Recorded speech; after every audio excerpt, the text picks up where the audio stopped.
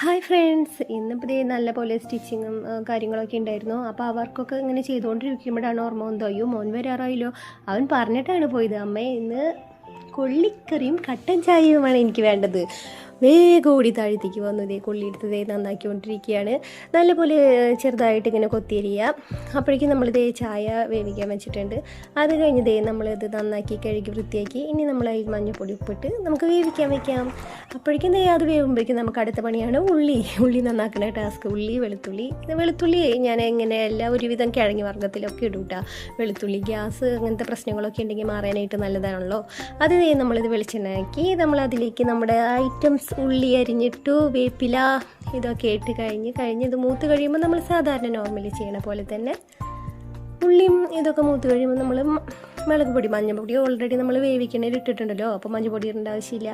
അത് കഴിഞ്ഞ് നമ്മൾ ഇളക്കി സെറ്റാക്കി കഴിയുമ്പോൾ നല്ലൊരു മണം വരുന്ന കണ്ടാ. അപ്പോൾ അവിടെ കട്ടൻ ചായയൊക്കെ അവിടെ സെറ്റായിട്ടുണ്ട് കേട്ടോ. അത് കഴിഞ്ഞ് നമ്മൾ കൊള്ളിയിട്ടു നല്ലപോലെ സെറ്റാക്കി എടുത്തു. കേരളീയർക്ക് ആർക്കാണ് കൊള്ളി ഇഷ്ടമില്ലാത്ത അല്ലേ? നമുക്ക് ഇങ്ങനെ ഒരു പ്ലേറ്റിൽ കട്ടൻ ചായയും ഈ കൊള്ളി ഇങ്ങനെ ഉപ്പേരി വെച്ചതും നമുക്ക് തരികയാണെങ്കിൽ പ്ലേറ്റ് കാലിയാവണ വഴി അറിയില്ല. അപ്പോൾ എൻ്റെ കട്ടൻ ചായയൊക്കെ റെഡിയായി.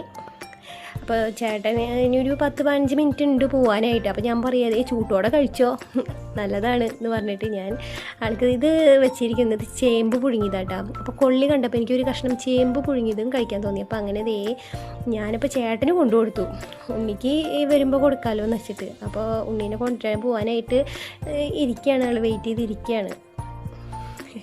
എങ്ങനെയുണ്ട് അഭിപ്രായം ചോദിക്കുകയാണ്. എന്താ ആസ്വദിച്ചിട്ട് കഴിക്കല്. കട്ടൻ ചായ കേട്ടോ ഇതിൻ്റെ കോമ്പിനേഷൻ.